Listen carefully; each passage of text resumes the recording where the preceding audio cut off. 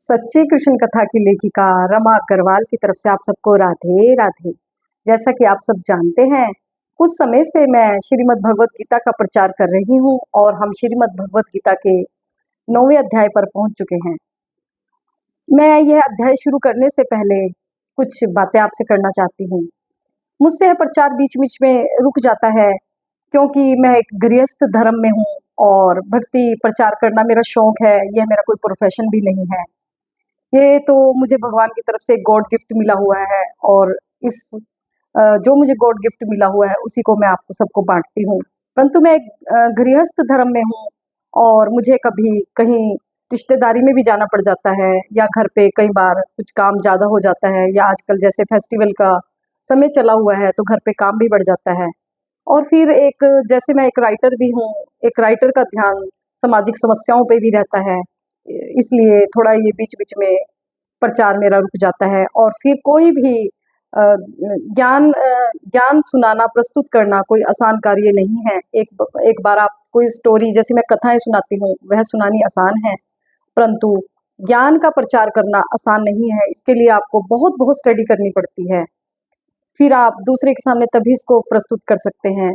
और श्रीमद् भगवत गीता का ज्ञान इतना उच्च कोटि का ज्ञान है, इतना गूढ़ ज्ञान है, ना तो इसकी श्रीमद् भगवत गीता की बातें इतनी गूढ़ हैं जो जल्दी से समझ में भी नहीं आती और यह ज्ञान दिमाग में टिकता भी नहीं। यह घड़े पर पानी की बूंद की तरह फिसल जाता है। इस ज्ञान को जानने के लिए और प्रस्तुत करने के लिए बहुत-बहुत अभ्यास की ज़रूरत होती है। इसलिए मेरा प्रचार बीच-बीच में रुक जाता है, उसके लिए मैं क्षमा चाहती हूँ। परंतु मेरी आज कोशिश है मैं 9वें अध्याय को पूरी तरह सुनाऊँ और उसका समापन आज ही कर दूँ। जो श्रीमद् भगवत गीता का 9वां अध्याय है, उसका नाम राज विद्या योग या राजगुहा ज्ञान है। पहले तो आप यह जान लीजिए इसको राज विद्या योग क्यों कहते हैं। यह सारी विद्याओं का राजा है और उसमें ऐसा गूढ़ ज्ञान छिपा हुआ है जो श्री कृष्ण भगवान केवल अपने शुद्ध भक्तों को देते हैं।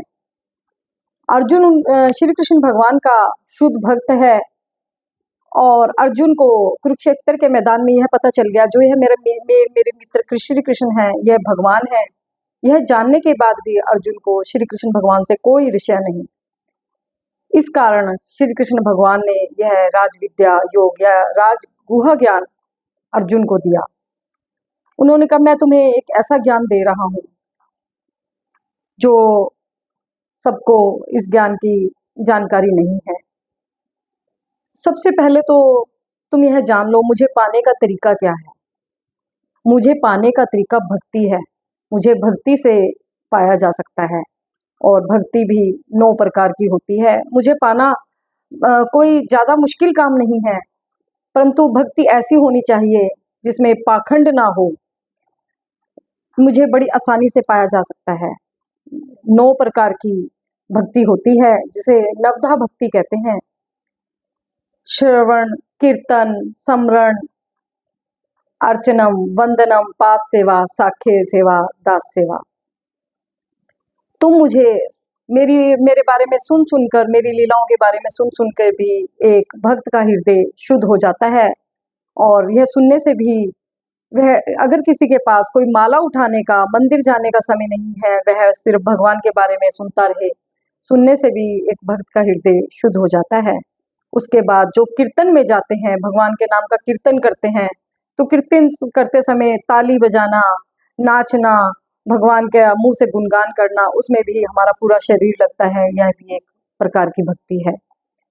फिर भगवान कहते हैं स्मरण, जो मेरे नाम का स्मरण करते हैं, मेरा नाम जपते हैं, यह भी एक भक्ति है। फिर भगवान कहते हैं जितने भी अर्चनम यानी कि मेरे जितने भी मेरे विग्रह हैं उनको और मुझ में और मेरे विग्रहों में कोई फर्क ना समझना और उनकी पूजा करना, यह भी मेरी भक्ति है। पाद सेवा, गुरुजनों की चरणों की सेवा करना या मेरे चरणों में कुछ अर्पित करना, यह भी एक भक्ति है। और अपने पैरों से मेरे तीर्थों के पर चलकर आना, यह भी एक भक्ति है। वंदना, फिर मेरी हर प्रकार से सच्चे मन से मेरी वंदना करना, यह भी एक भक्ति है। दास भाव से, जैसे कि हनुमान जी ने हमारी भक्ति की, उदाहरण के लिए इस प्रकार की भक्ति, और सखा भाव जैसे अर्जुन श्री कृष्ण भगवान की भक्ति भी कर रहे हैं और वह उनसे सखा भाव रखते हैं। यह सब नवधा भक्ति के उदाहरण है। श्री कृष्ण भगवान कह रहे हैं, मुझे इन तरीकों से भक्ति के द्वारा कोई भी पा सकता है। बस मेरी भक्ति करने के लिए भक्त का हृदय सरल होना चाहिए, किसी प्रकार का इसमें दिखावा नहीं होना चाहिए। फिर भगवान कहते हैं, मैं संपूर्ण जगत में व्याप्त हूँ, यह सारा संसार मुझसे है, परंतु संसार के लोग मेरे अंदर, मैं सबके अंदर हूँ, पर मेरे अंदर संसार लोगों के अंदर मैं नहीं हूँ। जिस प्रकार यह पूरा आकाश दिखाई देता है, इसके नीचे संपूर्ण संसार रहता है, संपूर्ण संसार के ऊपर यह पूरा आकाश व्याप्त है, परंतु आकाश सबके ऊपर है, परंतु लोगों के अंदर आकाश नहीं है। इस तरह भगवान का स्वरूप है। भगवान कहते हैं, जो मुझे भक्ति भाव से कुछ भी अर्पित करता है, मैं शस्त्रों हाथों से उसे स्वीकार करता हूँ, और मेरे लिए कोई महंगी महंगी आपको भेंट चढ़ाने की आवश्यकता नहीं होती। मुझे गरीब से गरीब व्यक्ति भी पा सकता है। अगर आप प्यार से पुष्प, जल, फल या तुलसी का पत्ता कुछ भी अर्पित करते हो, मैं शहर स्वीकार करता हूँ। मेरे लिए मैं किसी वस्तु का मूल्य नहीं देखता, मैं तो केवल भक्त के भाव देखता हूँ। फिर भगवान यहाँ पर कहते हैं, कुछ लोग मुझे ध्यान प्रक्रिया के द्वारा पाते हैं और कुछ मुझे भगवान का नाम स्मरण के द्वारा पाते हैं। बड़े से बड़ा पापी हो या चंडाल हो, वह मेरी भक्ति कर सकता है। मेरी भक्ति करने की छूट सबको है। चाहे मेरी भक्ति करने के लिए मैं किसी की ना जाति देखता, ना गरीब अमीर देखता, मैं तो बस किस भाव देखता हूँ। बड़े से बड़ा पापी चंडाल भी मेरी भक्ति कर सकता है। अगर पापी चंडाल भी मेरी शरण में आ जाए तो मैं उसको भी मुक्ति प्रदान करता हूँ। जो किसी ने पाप किए हैं, वह पाप तो भोगने ही पड़ेंगे, परंतु जब उसे यह भगवान का नाम जाप प्राप्त हो जाए, एक हरे कृष्ण महामंत्र है जिसका कि चैतन्य महाप्रभु ने प्रचार किया, हरे कृष्ण कृष्ण कृष्ण हरे हरे, हरे राम राम राम हरे हरे। अगर कोई व्यक्ति इस मंत्र का निरंतर जाप करे तो कितने भी बड़े से बड़े किए हुए पाप हों, चाहे वह वृक्ष बन चुके हों, चाहे वह अभी बीज ही हों, तो यहाँ पर श्री कृष्ण भगवान अर्जुन को कहते हैं, मेरे नाम में इतनी शक्ति है, मैं उसके बने हुए पाप के बने हुए वृक्ष का पूरे का मैं जला के राख कर देता हूँ और अपने भक्त को निर्मल कर देता हूँ। भक्त को कई बार अपने किए हुए पुराने पाप तो भोगने पड़ते हैं, कुछ इतने पाप इतने बड़े भारी होते हैं, वह भोगने तो पड़ते हैं, परंतु मैं उसकी समय अवधि कम कर देता हूँ और स्वयं खड़ा होकर भी मैं वह पाप कटवाता हूँ। यहाँ पर फिर श्री कृष्ण भगवान अर्जुन को इस अध्याय में कहते हैं, जो देवताओं की भक्ति करते हैं वह भक्ति भी मेरी है, जो मेरी भी भक्ति करते हैं और देवताओं की भी भक्ति करते हैं, वह भक्ति देवताओं जिनको ज्ञान प्राप्त हो चुका है, जब वह समय समय पर देवताओं की भक्ति करते हैं तो वह एक प्रकार से मेरी ही भक्ति कर रहे हैं।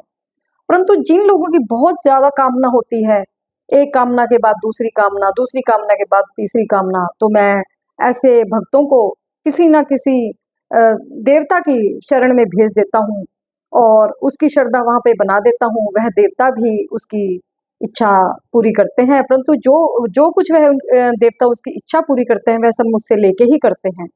परंतु मेरी और देवताओं की भक्ति में सिर्फ ये अंतर है, वैसे तो देवता मेरा ही स्वरूप है, परंतु सिर्फ ये अंतर है, जो देवताओं की पूजा करते हैं, देवताओं में ही पूरी श्रद्धा रखते हैं, वह मरने के उपरांत देवताओं के लोक को जाते हैं और वहां पर कुछ समय के बाद सुख भोग कर फिर उन्हें इस मृत्यु लोक में दोबारा जन्म लेना पड़ता है। परंतु जो केवल मेरी पूजा करते हैं, मुझ में ही श्रद्धा भाव रखते हैं, वह मरणोपरांत मेरे धाम को जाते हैं, फिर उन्हें यहाँ इस मृत्यु लोक में, जिसे कि एक दुखों का घर कहा गया है, यहाँ पर वापस नहीं लौटना पड़ता। और जो यहाँ पर फिर भगवान की ब्रह्मा की एक समय अवधि बताई गई है वह करोड़ों युगों के बराबर बताई गई है। जब ब्रह्मा का एक दिन बीतता है तब हमारे करोड़ों वर्ष बीत जाते हैं। ब्रह्मा का एक दिन और एक रात में कई कई युग बीत जाते हैं। जब ब्रह्मा का वह दिन बीतता है तो प्रलय आ जाती है, उसके बाद सारी सृष्टि खत्म हो जाती है। और जब ब्रह्मा की रात होती है तो ये सृष्टि खत्म हो जाती है। जब ब्रह्मा का दिन होता है तो फिर से इस सृष्टि का दोबारा से निर्माण होता है। परंतु चाहे सृष्टि का अंत हो चाहे उदय हो, भगवान ज्यों के त्यों बने रहते हैं। अंत में भगवान अर्जुन को कहते हैं, वह अर्जुन को रिप्रेजेंटिव हमारे सामने रिप्रेजेंटिव कर रहे हैं। वैसे वो कह सबको रहे हैं, तुम मेरी शरण में आओ, मुझे नमस्कार करो, मुझे प्रणाम करो, मेरी भक्ति करो, मुझ में मन लगाओ, तुम्हें अंतिम समय में मैं ही प्राप्त होऊंगा। यह श्रीमद् भगवत गीता का 9वां अध्याय का पूरा सार था जो मैंने आप सबके सामने सुनाया। अब आगे की वीडियो में आगे बनाने की कोशिश करूंगी। जय जय श्री राधे।